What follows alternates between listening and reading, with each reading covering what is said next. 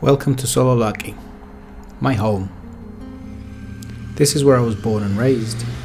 It's the oldest neighbourhood in Tbilisi, and it lives in the shadow of the mother of Georgia.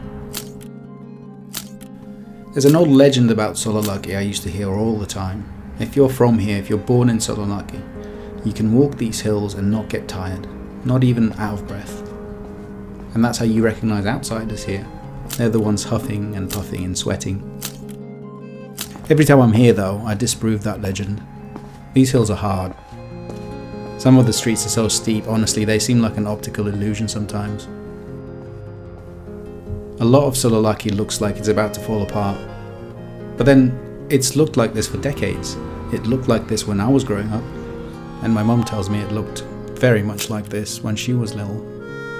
I don't know what keeps these buildings standing. Magic, maybe? Whenever I'm in Tbilisi, I always find myself coming back to Sololaki. We sold our flat here, so there isn't really an overt reason for me to come back. But I always do, and I just wander around for hours. Maybe walk past my old school, or past the house my friend doesn't live in anymore. My novel, called Hard by a Great Forest, has Sololaki very much at its heart. This ancient district is where the Trail of Clues really begins, and it sends my protagonist on a search that eventually spans all of Georgia. And so in my own life, we left Tbilisi and Sololaki behind and we came to London.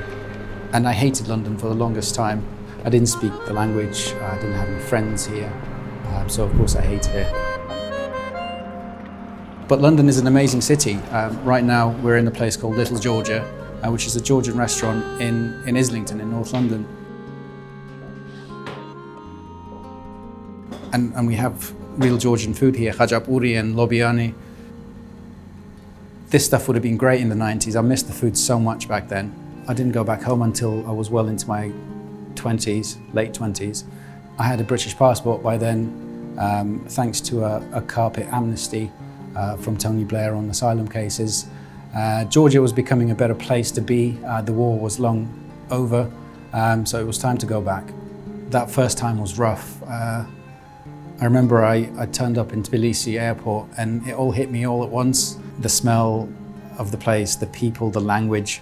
I was not prepared for it that first time. I think I cried in the taxi on the way into the city, which is a good 30-minute drive. I'm not sure why. I wasn't upset. It's just, maybe it's because I remembered so much more of the city than I thought I would. And I guess that planted the seed for my novel, trying to express those strange feelings I felt in that taxi on the way home. Apart from the scenery, the sea and the mountains in Georgia, I fell in love with the Georgian people. They're amazingly warm-hearted, generous, always funny, and all this in the face of everything bad that's rolled through that tiny country.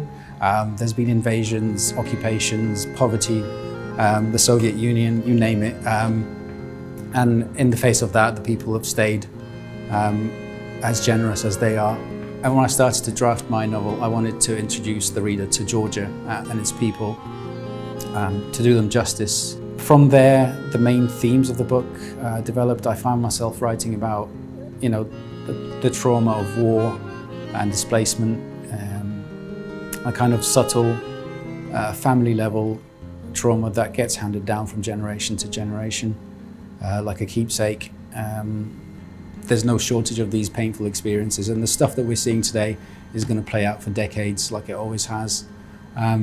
But within my own book at least, I wanted to face this trauma and beat it and come out smiling like I've seen so many Georgians do.